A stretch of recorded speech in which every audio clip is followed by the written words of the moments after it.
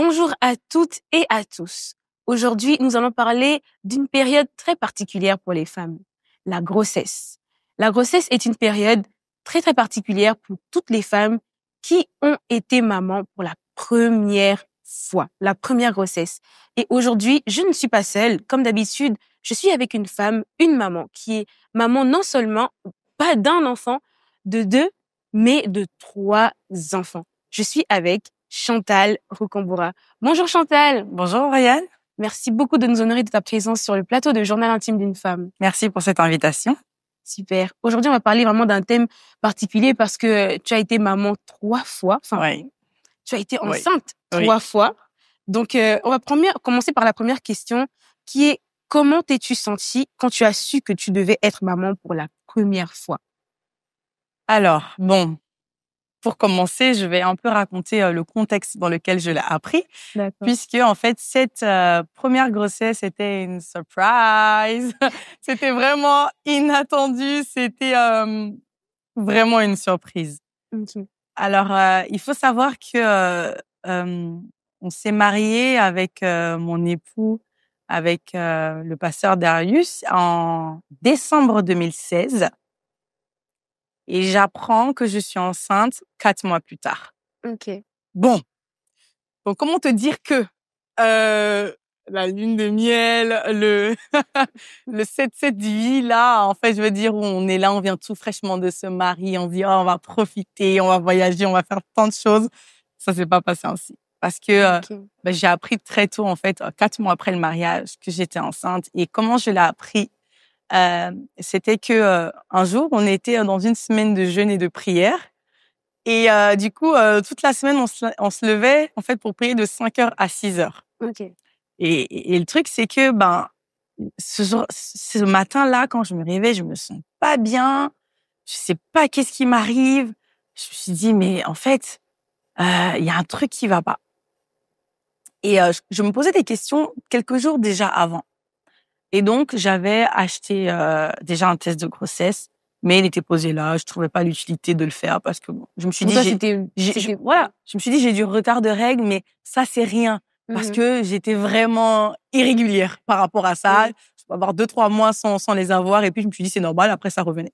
Parce que là, je vois, le temps passe, les mois passent, je ne vois pas ça et je commence à me sentir pas bien.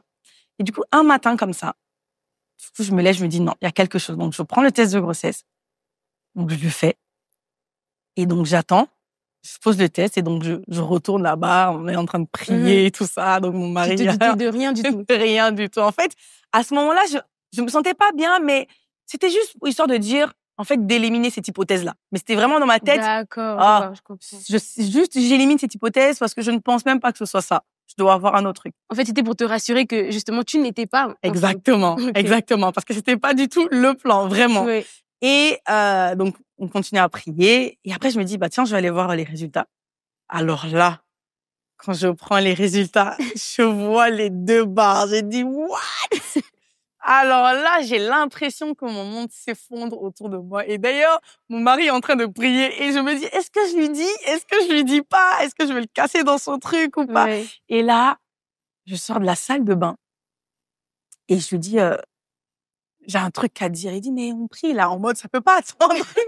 Non, ça peut pas attendre en fait, parce que là, je serais déconcentrée. Je vais même pas, C'est un peu urgent. ouais, je vais même pas réussir à prier en fait finalement. Mm. Et pourquoi je dis ça? Parce que pourquoi j'étais dans cet état et que je dis que mon monde s'effondre afin que j'explique la réaction qu'il a eue. C'est tout simplement parce que euh, j'étais encore dans un studio du Crous. Ça veut dire quoi? J'étais dans un logement étudiant. On n'avait pas encore trouvé d'appartement pour nous. On était dans un 30 mètres C'est plutôt carrés. l'instabilité qui te faisait peur. L'instabilité, le fait que, mais je sais pas, on vient de se marier en plus, non, pas d'enfant maintenant, quoi. Faut On a profiter d'autres un trucs peu. à faire, voilà, on doit profiter. Et puis, c'était pas maintenant, en tout cas, c'était pas prévu. Mhm. Et donc, du coup, je me dis, non, voilà, financièrement, c'est pas ça encore, toutes ces instabilités-là. Et on s'était dit, de toute façon, qu'on n'allait pas avoir d'enfant maintenant. D'accord. Donc, du coup, c'est pour ça que mon monde s'effondre. Et finalement, je lui dis, je lui montre le test, comme si elle allait comprendre, mais elle n'a rien compris. Je dis, c'est quoi ça? Je dis, c'est un test de grossesse. Il me dit, et donc? Et Je lui donc? dis, je suis enceinte. Et donc, tu vois, pour pas couper sa prière, parce qu'il était là en mode, Il dit, ouais, et donc, il continue à prier en langue. Tu vois ce que je veux dire? Exactement, il me regarde. Il est là. Genre, je vois qu'il fronce ses sourcils, il comprend pas trop. Il continue à prier en même temps. Et donc là, je lui annonce comme ça. Et donc, bon, après, il a dit, bon, essaie de te concentrer, prions et après, on va voir ça. Tu vois, donc là, on a continué à prier et tout. Et c'est après, en fait, il dit, t'es vraiment enceinte là? Je dis, ouais. Il dit, genre là, vraiment? Je dis, ouais. Là, l'enfant, il est là. Ouais. Et il est là. Et après, dans la journée, j'ai fait un test de grossesse et j'étais déjà enceinte depuis plus d'un mois, en fait. Ouais. Et donc là, c'était vraiment, en fait, il était vraiment là, l'enfant. Et c'est pour dire que quand j'ai appris ça, j'étais dévastée, en fait. J'étais dévastée et la vérité, c'est que malgré que je sois chrétienne, Oui. on connaît la position de la parole de Dieu sur l'avortement et toutes ces choses. Et malgré que je sois chrétienne, je peux vraiment dire, et honnêtement, si je dois être transparente, que j'ai pensé à avorter, en fait. Ouais. J'ai pensé à avorter parce que je me suis dit, non, on ne peut pas recevoir, en fait, un enfant dans un tel Maintenant, cadre. oui. C'était pas le bon moment. Et finalement, j'ai quand même, je suis allée faire une échographie pour faire une écho, c'est ce qu'on appelle une écho de datation, dater en fait la grossesse. Oui. Et quand je suis allée faire cette échographie-là et que mes yeux ont vu Ouais. qu'il y avait un être dans mon ventre, Incroyable. j'ai dit je peux pas l'enlever. Amen. Je peux pas parce que derrière ça, il y a une destinée. Et on voit dans la Bible le dit clairement que en fait Dieu parle au prophète Jérémie en disant en fait avant même que tu sois formé, je te connaissais déjà. Ça veut dire que chaque être humain, chaque œuf même, parce que ça commence par être un œuf, après voilà un embryon, un fœtus, etc. En fait, peu importe le stade en fait de l'évolution, en tout cas de cette grossesse, le stade de cette grossesse, cet enfant-là en fait a une destinée, Et finalement, j'ai dit non, je peux pas enlever ça. Je me suis dit, on va assumer. Et je me suis dit, mais dans tous les cas, en fait, c'est une grâce. Et j'ai commencé à penser à toutes ces femmes qui ne pouvaient pas avoir d'enfants. J'ai commencé à penser à toutes ces femmes qui parfois étaient même dans des situations où elles n'ont pas de mari, elles n'ont personne avec elles.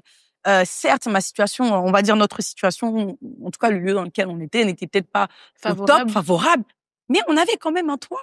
Amen. On avait un toit, on avait quand même des revenus minimum. Bon, c'est vrai que, en tout cas, la grâce de Dieu était là qui nous permettait de vivre. On avait, j'étais mariée, j'avais un mari, on avait un cadre pour élever cet enfant-là. Et je me suis dit, des fois, savoir voir le verre à moitié plein plutôt qu'à moitié vide. Exactement. Voir déjà les grâces qu'on a. Exactement. C'est exactement ça. Je me suis dit, non, faut que je vois les choses ainsi. Et puis, après tout, nous sommes des enfants de Dieu. Yes. Et Dieu est celui qui pourvoit. Dieu est celui qui va nous sortir, qui va nous aider. Et finalement, aujourd'hui, Joseph a 7 ans et je me dis comment j'aurais pu faire. Enfin, je me dis, waouh, heureusement. Heureusement que j'ai pas fait ça, en fait. Et je me suis sentie vraiment bouleversée, déchirée, dans la confusion. Mais Dieu a été là. Amen. Gloire à Dieu. Dieu a été là. Quel témoignage. Wow. Amen. Donc, Vraiment. On va continuer avec la deuxième question parce que vraiment, j'ai même pas envie d'arrêter là, de t'arrêter. Alors, quelles sont les choses que tu aurais aimé savoir avant cette période et quels ont été les changements que tu as pu constater lorsque tu as appris que tu étais enceinte? Bon, déjà, il y a plusieurs types de changements. Non, avant de parler des changements, je vais d'abord parler de ce que tu aurais aimé savoir. De ce que j'aurais aimé savoir.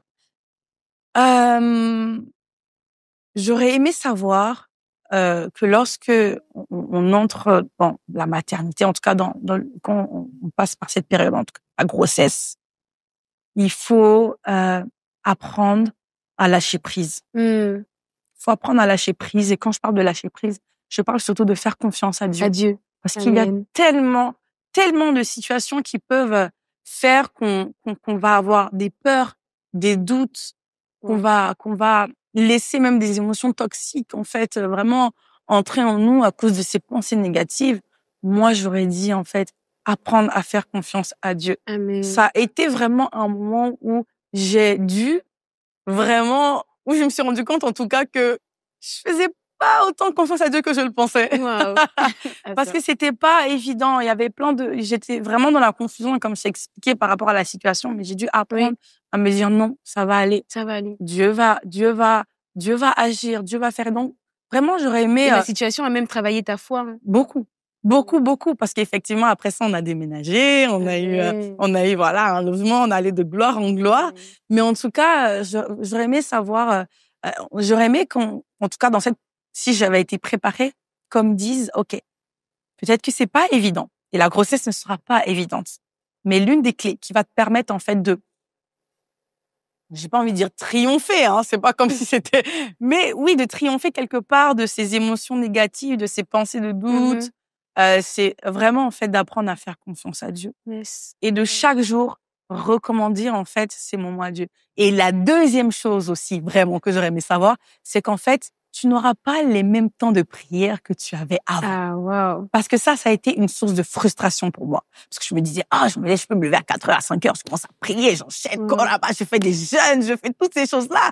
Je suis on fire, tu vois. Et là, c'était plus la même chose. Non, Tout non, avait non. changé. Surtout le premier trimestre, les 3 premiers mois, Wow. tu es fatigué. Tu as l'impression que tu es au bout de ta vie. Et le pire dans cette histoire, c'est que comme les gens ne voient pas ta grossesse, ils se disent, mais ça va. Il y a rien. Il y a rien encore. Parce qu'ils disent que c'est que seulement quand tu as le gros ventre, que, voilà, oui, la fatigue, c'est vrai. Au dernier trimestre, ça arrivera. Mais le premier trimestre, c'est l'un des trimestres les plus fatigants. Wow. Parce que ton corps, en fait, travaille énormément pour donner la vie, en fait, pour maintenir cet enfant qui est là. Et donc, j'aurais aimé savoir, en fait, que ça va être fatigant. Ça va pas être évident. Tu vas avoir peut-être des nausées, en fait, tous les symptômes, j'ai envie de dire, tous les symptômes, en tout cas, les désagréments, parce que c'est pas agréable, tous les désagréments, en fait, qui sont liés, surtout au début de grossesse. J'aurais aimé qu'on puisse me dire ça déjà et que je me prépare, parce qu'il y a des choses que tu apprends à connaître, en fait. Tu apprends à connaître ton corps. Là, en tout cas, moi, ça a été là où j'ai commencé à apprendre plus sur mes humeurs, sur mon corps. Sur tes émotions. Exactement. Même sur le changement, parce que physiquement, tu changes aussi. Oui. Physiquement, tu changes, voilà, ta poitrine double de volume. Donc, il faut acheter de nouveaux vêtements. Il faut voir que, il y a des choses qui vont peut-être changer sur ton corps. Tu vas commencer à avoir des masques de grossesse. Finalement, tu peux complexer par rapport. Je suis transparente, hein. Je peux dire les choses telles qu'elles sont. Il n'y a pas de tabou ici. On est d'accord? OK. Parce que même moi-même, là, tu es en train de me... Non, c'est des choses qu'il faut vraiment, en fait, il faut être aware. Il faut vraiment être vigilant sur des choses comme ça. Et il faut être averti, tu vois. Et je me suis dit, j'aurais vraiment aimé savoir ça. Après, il y en a tellement, hein. Il y en a beaucoup. Mais voilà, j'aurais aimé savoir que voilà, mon corps va changer, en fait. Et que je vais plus forcément retrouver le même corps que j'avais avant. Parce que, voilà, je deviens... j'ai envie de dire, voilà, je deviens une maman. Donc, la physiologie va changer. Le mindset va changer. Se préparer. J'aurais aimé savoir que mes priorités ne seront plus les mêmes. Wow, c'est ça, c'est vrai. Les priorités changent. J'aurais aimé savoir que apprends à communiquer avec ton mari plus. Apprends plus à communiquer. Parce que nous, les femmes, surtout nous, les femmes, on vit des choses et on veut que nos maris découvrent, imaginent et sachent exactement ce par quoi on passe, en fait. Et j'en ai beaucoup souffert parce que, voilà, je suis quelqu'un aussi parfois, en plus de cela, je n'aime pas exprimer mes émotions. En fait, en tout cas, quand je suis, voilà, parfois contrariée ou quand il y a des choses je n'aime pas trop exprimer. Je suis plutôt du genre à fuir certaines choses. Et donc, du coup, je ne parlais pas. Et du coup, je me vexais et je boudais tout le temps parce que mon mari ne savait pas. Il ne savait pas ce que Il ne savait pas ce que par quoi tu passais. Exactement. Et donc, du coup, voilà, ce sont des choses que j'aurais aimé savoir. Donc, j'aurais aimé savoir qu'il faut demander de l'aide, qu'il faut, voilà, ne pas avoir honte de demander, voilà, du soutien, de l'aide et que de me dire que il fallait que je puisse aussi, en fait, m'organiser de manière différente par rapport au projet que j'ai, par rapport à mon organisation et que, en fait, tu es maman. Là, tu vas accoucher, finalement. Et même pendant la grossesse, tu pourras plus faire les choses comme tu as envie de faire. Voilà, moi, j'avais envie de voyager, d'aller faire du ski. J'avais envie, même parfois, quand on allait au cinéma, il y a des chaises, en fait, qui sont des sièges 4DX. Et du coup, ça bouge dans tous les sens. Mais je pouvais pas le faire parce que j'étais enceinte. Voilà, c'est une petite anecdote comme ça. Mais oui, tu peux plus manger ce que tu veux. Exactement. Parce que là, tu n'es plus seule. Vous êtes à deux et tu dois prendre soin de toi et de la personne qui est en toi. Exactement. Et j'aurais aimé savoir aussi un dernier truc qui, parfois, on passe beaucoup, en tout cas, à côté de cette chose, c'est que quand lors de la grossesse, en fait, il faut prendre le temps, il faut penser à soi. Il faut vraiment penser à soi, à se reposer. Surtout quand, je peux dire ça pour les femmes actives comme nous, où on est multicasquette, on a plein de choses, on fait plein de choses en même temps. Il faut à un moment donné ralentir. Amen. Il faut ralentir. Bon, ça, c'est pas pour la première, mais pour la deuxième grossesse, j'ai fait une menace d'accouchement prématuré parce que je continue à être active. Et puis, non, il faut faire attention. Wow. Donc, bon, il y en a plein, mais je peux pas tout dire là, comme ça. Peut-être on fera... C'est dommage. Franchement, merci beaucoup, Chantal. On aimerait savoir quel impact la maternité a eu sur ta relation de couple avec tes proches et sur ta vie professionnelle. Alors, bon... On a dit qu'on est transparent, non? Oui, transparente, totalement. Ok. Bon, avant d'en venir à la maternité, donc ce que moi j'appelle la maternité, c'est quand j'ai déjà accouché, etc. Oui. Rien que déjà, comme je disais tout à l'heure, pendant la grossesse, en fait, on a dû réajuster pas mal de choses. Parce qu'effectivement, voilà, t'es enceinte, tu peux être fatiguée. Et il faut savoir que mon mari est un homme de Dieu. Voilà, donc c'est pas juste, il termine le boulot, il vient à la maison et puis c'est tout. C'est pas la même voilà. chose. Oui. C'est un homme de Dieu, donc ça veut dire qu'il doit aussi s'occuper des brebis du Seigneur, d'accord, des membres de l'Église, en fait, de ceux qui devaient paître, tout simplement. Et donc ça demande aussi du temps, de passer des appels et puis de ne pas être présent forcément à la maison. Et donc du coup, il y a eu, c'est vrai qu'il y a eu pas mal de désaccords et de conflits. Quand je dis de conflits, c'est dans le sens où, voilà, vous savez, moi je dis, dans tous les cas, et c'est une vérité, on apprend à être maman, on apprend à être papa. Ce n'est pas inné, en fait. Donc forcément, le temps de pouvoir réajuster tout cela, il y aura des désaccords, il y aura des conflits. Maintenant, tout dépend de la manière dont vous allez vous résolver le conflit ou comment vous gérez le conflit. Mais voilà, il y a des fois où on campait chacun sur nos positions par rapport à certaines choses et parfois où on ne se comprenait pas, où j'arrivais pas à exprimer certains besoins ou parfois qui n'arrivaient pas à comprendre et vice versa, en fait, tu vois. Et donc, du coup, on a dû réajuster pas mal de choses et il a dû aussi, apprendre aussi à, voilà, à apprendre un certain équilibre dans ce domaine, à se dire que, voilà, là, je passais beaucoup plus de temps peut-être dans certaines périodes avec des brebis et autres avec des membres de l'église. Mais là, il fallait que je puisse être aussi présente, voilà, pour mon épouse, pour cette phase-là, en fait, voilà, pendant sa grossesse et même aussi pour la maternité. Oui, l'arrivée d'un enfant, ça chamboule énormément de choses, vraiment énormément de choses. Ça chamboule l'équilibre. Est-ce que tu sais qu'il y a même, en fait, à cause de l'arrivée d'un enfant, il y a des couples qui se séparent. Il y a des couples qui divorcent parce que c'est vraiment pas évident. Et nos jeunes femmes ont besoin d'être préparées à cela, en fait, et à se dire, c'est pas juste j'ai un enfant et puis c'est tout. Non, parce qu'il y a ce qu'on appelle aussi le postpartum. Le postpartum, c'est la période juste après l'accouchement. J'en ai entendu parler, mais je n'ai jamais été enceinte, donc je sais pas exactement. En fait, si tu veux, le postpartum, c'est juste après l'accouchement, en fait. Il y a, j'ai envie de dire, pas que la grossesse, elle continue, mais après, il y a aussi, voilà. Je sais qu'il y a des femmes qui deviennent plus sensibles, plus émotionnelles. Aussi, non, parce qu'il y a encore, surtout quand tu allaites, mais il y a encore des hormones dans ton corps qui continuent à travailler, etc. Et surtout quand tu allaites, moi, c'était mon cas, donc les montées d'hormones, etc., les changements d'humeur, ça pouvait y aller, tu vois.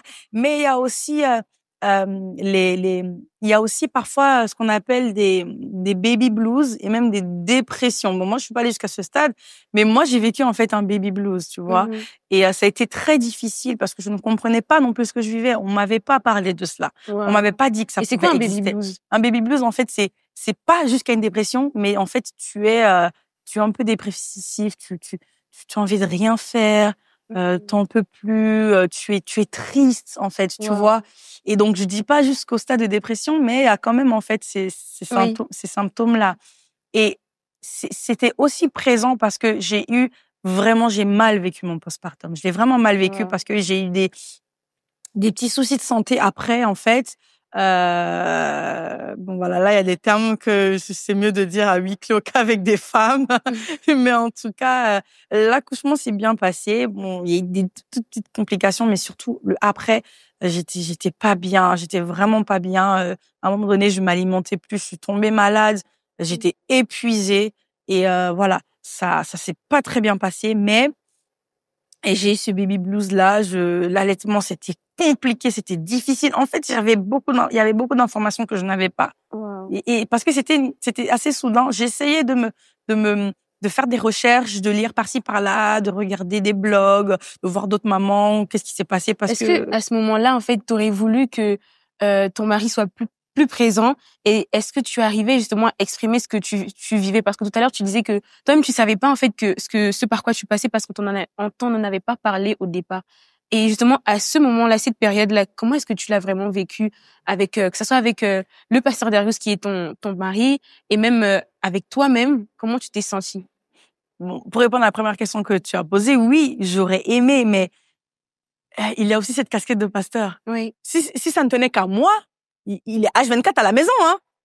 Mais c'est pas possible, tu vois. C'est pas possible. Donc, faut être aussi réaliste. Oui. Et voilà, faut pas aussi que nous, en tant que femmes, nos attentes soient trop élevées, en fait. Surtout quand on a des maris, en fait, qui sont aussi impliqués, voilà, dans l'œuvre de Dieu. Ça fait partie, en fait, du jeu, j'ai envie de dire, tu vois.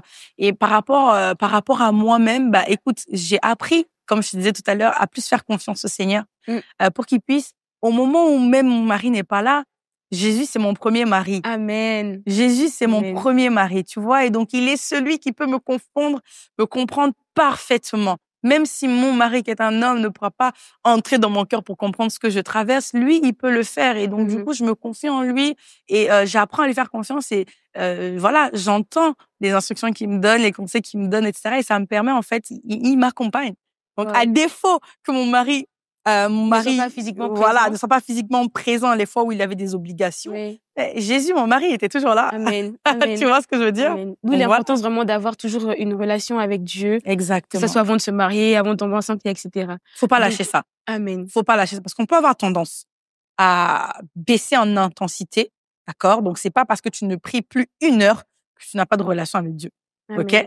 Et avoir une intimité, une relation personnelle avec Dieu, c'est tous les jours, à chaque moment, en fait. Amen. Donc, il faut essayer de, mettre des louanges. Et ça, c'est le pasteur Paulette qui me donnait des conseils.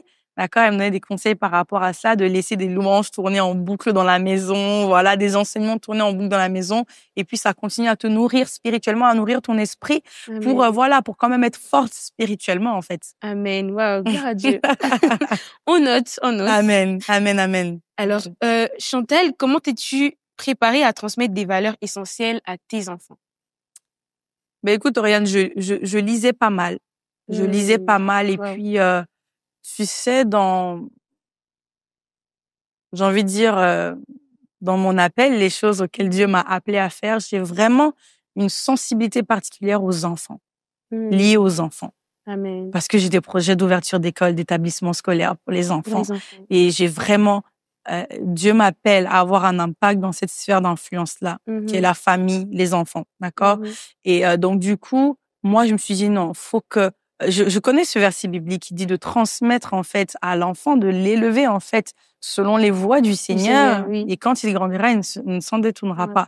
Donc, en fait, j'ai tout de suite ce désir à fond de vraiment donner une éducation, bien sûr, chrétienne, une éducation avec des valeurs chrétiennes à nos enfants, de vraiment les aider à pouvoir cheminer avec le Seigneur dès le jeune âge, à leur faire vivre des expériences spirituelles, au fait qu'ils soient impliqués, en fait, que ce soit pas juste, oui, tu viens, on va à l'église, etc. Non, qu'ils puissent avoir eux aussi leur relation personnelle avec Dieu dès le bas âge, en fait, tu vois. Et donc, du coup, j'ai beaucoup lu, j'ai regardé des vidéos aussi, d'accord? Donc, j'ai regardé aussi mes pasteurs pour voir comment ils faisaient, parce que moi, quand je suis arrivée à l'église, leurs enfants étaient à l'église, je les ai vus grandir, ils ont à un moment donné servi le Seigneur, etc.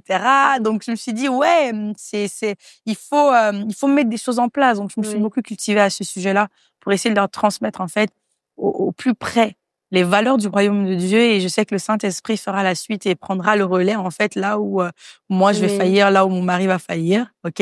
Le Saint-Esprit va faire. Mais en tout cas, j'ai beaucoup lu, je me suis renseignée. Tu lisais quoi exactement? Des livres. Des livres, même pendant la grossesse et même aussi sur la communication, en fait, avec les enfants. Parce que c'est vrai que les enfants, on s'est toujours dit, moi, j'ai grandi dans une famille africaine. Tu vois ce que je veux dire? Donc, je veux dire par là que quand tu grandis dans une famille africaine, parfois, tu sais, tout ce qui est émotion, sentiment. Communication, c'est pas trop ça. C'est pas trop ça. Tu vois ce que je veux dire? Maintenant, moi, j'ai eu la grâce. Bon, c'est vrai que j'ai grandi en partie qu'avec mon papa.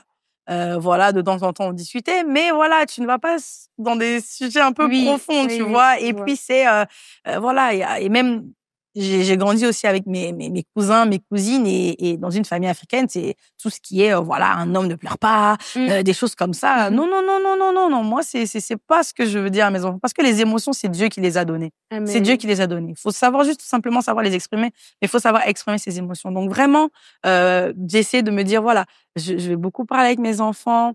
Je vais beaucoup leur permettre de pouvoir s'exprimer, de pouvoir dire ce qu'ils ont sur le cœur, etc. Et puis voilà, quoi, tu vois. Donc et ne pas reproduire les mêmes erreurs en fait du contexte familial dans lequel j'ai grandi par rapport à certaines choses, par rapport à mon éducation. D'accord. Tu Waouh. vois. Merci beaucoup, Chantal. Amen. Merci beaucoup pour le fait d'avoir accepté de passer sur notre émission. Amen. Et nous avons été bénis. Amen. Vraiment, nous avons été bénis du début à la fin. Et Merci. je pense que on est prêt. Enfin, on n'est pas prête, mais on a quelques petites Il y a beaucoup de choses à dire pour ce sujet-là. Il y a beaucoup de choses à dire. On a quelques des bribes, une bonne base pour vraiment se préparer à devenir des mamans, des bonnes mamans. Donc, merci beaucoup. Merci pour l'opportunité, Oriane. Merci beaucoup. À bientôt. Ouais. À bientôt.